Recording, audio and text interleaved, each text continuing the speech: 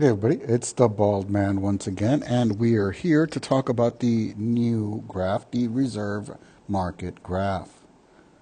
So, after listening to my lecture in class, you should all be aware that this is the new way that the Fed controls the monetary supply. Uh, why? Because we do not have limited reserves anymore. We have ample reserves. So if we did have limited reserves, the traditional uh, three tools of monetary policy would apply. But since we have ample reserves now, open market operations, discount rate, the required reserve don't really affect the supply of money, especially since March of 2020, the Fed and the government have gotten rid of the required reserve. So now the bank can loan out every single one of your dollars that you deposit. So, how does the Fed control monetary policy today? Simple. It's something called interest on reserves. And in a nutshell, the interest on reserves is the interest rate that the Fed will pay commercial banks to hold their reserves, right? So, if they want to conduct, say, expansionary monetary policy with this new tool, the interest on reserves, what they would do is they would lower the interest rate that they're paying on the interest on reserves to, say, 1%.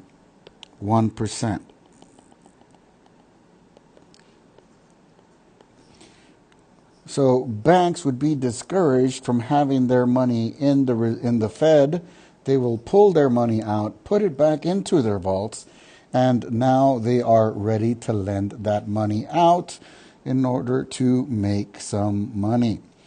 What if the Fed wants to conduct expansionary monetary policy?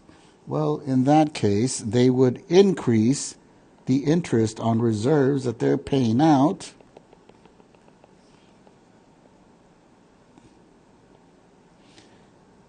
And this encourages banks to deposit money back into the Fed so they can earn that interest and not worry about finding a lender that can pay them back or any other nonsense like that, right?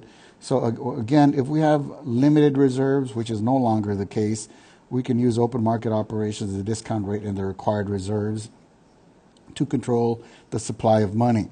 But like I told you guys, about 2.5 years ago, we doubled our money supply. All right, so there's plenty of more money out in circulation. So now, and since we don't have a reserve requirement, the multiplier is basically unlimited. So how does the Fed control the supply of money?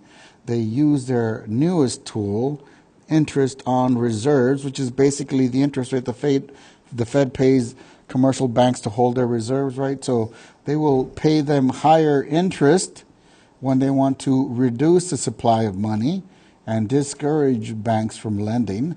They can make money off of the Fed and get their money rather quickly and securely. They don't have to worry about finding a lender to make money off of when they can just make money off of the Fed. And if the Fed wants to increase the supply of money, they will lower the interest on reserves to maybe 1%. That's less than the rate of inflation that we like, which is 2%.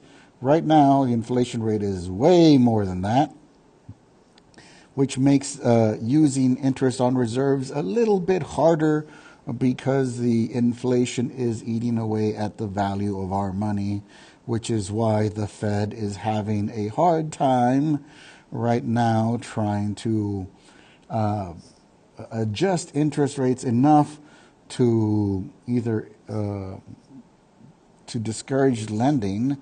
Why do they want to discourage lending? Because they want to bring price levels and inflation down. So this is going to cause more problems before it's solved.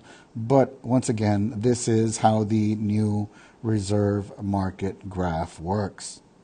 If you have any questions, please shoot me a message on Remind or drop a comment down below.